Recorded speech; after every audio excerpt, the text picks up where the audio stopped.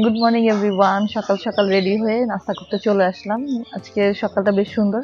Last ব্লগে আপনাদের সাথে শেয়ার করেছিলাম মারমেড ইকো রিসোর্টের একদিনে থাকার অভিজ্ঞতা এবং 1 বেডরুম ওয়াটার ভিলার বিস্তারিত। সেই সাথে দেখিয়েছিলাম বিচ রিসোর্টের বিকেলের সৌন্দর্য, সানসেট ও অন্যান্য অ্যাক্টিভিটিস। তো যারা এখনো আমার আগের ব্লগটি দেখেনি, ডিসক্রিপশন বক্সে লিঙ্ক দেওয়া থাকবে। এইবার আসি তাদের কমপ্লিমেন্টারি ব্রেকফাস্টের ব্যাপারে। ব্রেকফাস্ট টাইম সকাল 7টা থেকে 10টা পর্যন্ত। ট্রাই করবেন আর্লি ব্রেকফাস্টে জয়েন করতে। প্রত্যেকটি খাবার ফ্রেশ আর তাদের ফুড প্রেজেন্টেশন দেখলেই ইকো ভাইবটা কিন্তু পাওয়া যায়। ওপেন কিচেন আর খাবারের প্রেজেন্টেশনটা আমার খুবই ভালো লেগেছে। এই রিসোর্টের স্টাফদের ওয়েলকামিং অ্যান্ড হেল্পফুল বিহেভিয়ার আপনাকে ফিল করাবে যে আপনি কোথাও বেড়াতে এসেছেন।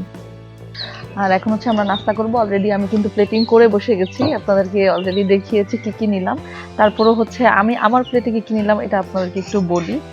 ব্রেড নিয়েছি, অরেঞ্জ জ্যাম আছে, বাটার আছে, এখানে প্যানকেক নিয়েছি, গাজরের একটা হালুয়া পেলাম, এখানে কিন্তু রাইস কেক আছে, যেটা বাংলায় আমরা পিঠা অনেকে বলি আর কি। আর এখানে একটু পরোটা নিয়েছি, পরোটার সাথে কিন্তু বুটের ডাল আছে, মিক্সড ভেজিটেবল আছে, আর খিচুড়ির সাথে হচ্ছে চিকেন নিয়েছি খাওয়ার জন্য। 2 ধরনের এগ নিয়েছি, ওদের 4-5 রকমের এগের ব্যাপার আছে, আপনি বললেই ওদের মতো করে হচ্ছে ওরা করে দিবে, আপনি যেমন চান আর কি। আর এখানে তো মানে জুস নিয়েছি, 3 রকমের জুস ছিল, কিন্তু আমি একটা জুস স্কিপ করেছি। খাবারগুলো এখন টেস্ট করবো একটা একটা করে, আর আপনাদেরকে জানাবো যে ফুডের টেস্ট কেমন ছিল। ওভারঅল দেখতে কিন্তু খাবার একদমই পরিষ্কার পরিচ্ছন্ন ভাবেই হচ্ছে এখানে রাখা হচ্ছে, বা একদম ঢেকে রাখা যেটাকে বলে, এবং ওরা খুব সুন্দর করে হচ্ছে সার্ভ করছে, রিফিল হচ্ছে, সবকিছু মিলে পরিবেশটা ভালো এখানকার। আর এখন খাবো, খেয়ে দেখবো যে টেস্ট কেমন।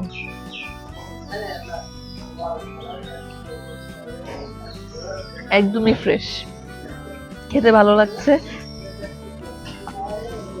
একটু ট্রাই করি। এখানে কিন্তু একদমই মানে ন্যাচারাল যে ফ্রুট সেটাই হচ্ছে ইউজ করা হয়েছে, কোনো সুগার নাই, এজন্য খেতে ভালো লাগছে। যেহেতু ব্রেকফাস্টে এক্সট্রা সুগার খুব একটা ভালো লাগে না। 2টা ব্রেড নিয়েছি বাটার আর জ্যাম দিয়ে খাওয়ার জন্য। টেস্ট ভালো।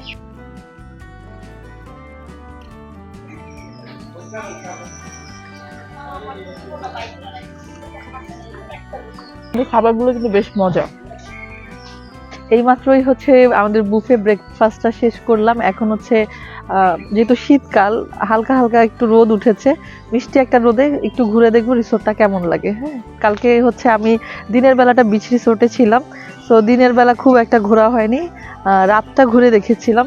রাতের ভিউটা খুব সুন্দর ছিল, আর আজকে এখন সকালের ভিউটা হচ্ছে আপনাদের সাথে শেয়ার করব। আর এইখানে কিন্তু আমাদের ওয়াটার ভিলার বাইরের লুকটা দেখেন, খুবই সুন্দর। ছোট একটা পুকুরের উপরে হচ্ছে আমাদের ওয়াটার ভিলাটা, এবং নিচতলা থেকে সিঁড়ি দিয়ে কিন্তু খুব সুন্দর একটা স্পেস আছে উপরে উঠার, এবং উপরে কিন্তু একটা সোফা সেটিং করা আছে, ওইখানে বসে আমরা রাতে চাও খেয়েছি।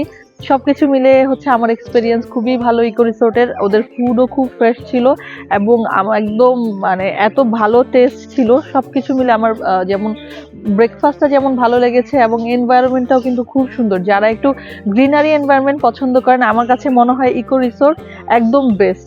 আর বিচ রিসোর্টের কথা যদি বলি, কালকে বিচ রিসোর্টেও গিয়েছিলাম, বিচে ঘুরেছি।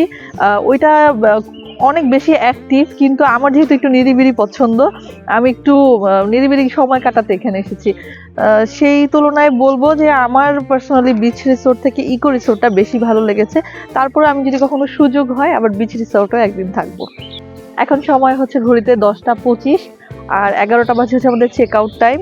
সো আমি হচ্ছে একটু হাঁটাহাঁটি করবো এদিকে, আর রিসোর্টটা আরেকটু ঘুরে দেখবো শেষ সময়টা, তারপরে হচ্ছে চেক আউটের জন্য রেডি হয়ে যাব।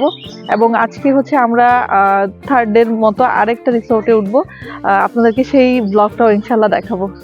আমাদের 1 bedroom water bungalow with AC ছাড়াও কিন্তু এখানে আরো বেশ অনেকগুলো রুমই আছে।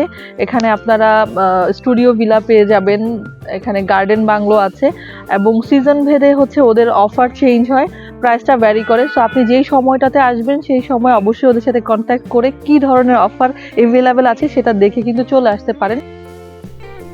আমার ভিডিওটা যারা এতক্ষণ সময় নিয়ে দেখলেন তাদের সবাইকে অনেক অনেক ধন্যবাদ। আর ভিডিওটা যদি আপনাদের ভালো লাগে অবশ্যই একটা লাইক দিবেন, কমেন্ট করে জানাতে পারেন আপনাদের অভিজ্ঞতা, আর এমন নতুন নতুন ভিডিও পেতে আমার চ্যানেলটা সাবস্ক্রাইব করবেন।